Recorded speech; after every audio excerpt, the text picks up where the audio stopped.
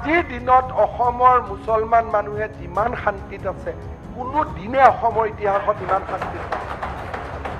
আটাইতকৈ কলেজ হৈছে, আটাইতকৈ স্কুল হৈছে, মোদী ডাঙৰীয়াৰ দিনত আটাইতকৈ বেছি ঘৰ পাইছে। আজিতো মানুহে আমাক একিউজ কৰি আছে যে প্ৰধানমন্ত্ৰী মোদী ডাঙৰীয়াৰ আৱাস যোজনাৰ 60% ঘৰ মুছলমান মানুহে পাইছে। আমাক প্ৰশ্ন কৰি আছে যে আপোনালোকক ভোট নাই দিয়া, আপোনালোকে ঘৰৰ পিছত ঘৰ বনাই আছে। তেতিয়া মোদী ডাঙৰীয়াই কৈছে সবকা সাথ সবকা বিকাশ চলি আছে। আজিৰ দিনত যিমান মুছলমান গাঁৱত ৰাস্তা হৈছে কেতিয়াও হোৱা নাছিল।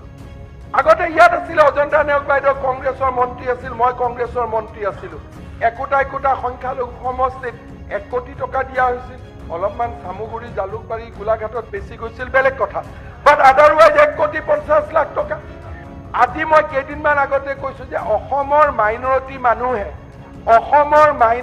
মানুহে অংগনবাদী কেন্দ্ৰত চাকৰি ল'বৰ কাৰণে 4 লাখ টকা ঘোষ দিছিলে। আৰু আজি অসমৰ মাইনৰিটি মানে পুলিচৰ SI চাকৰি পাইছে। আচৰিত হৈ গৈছে, বিজেপিৰ দিনতো আমি চাকৰি পাইছো।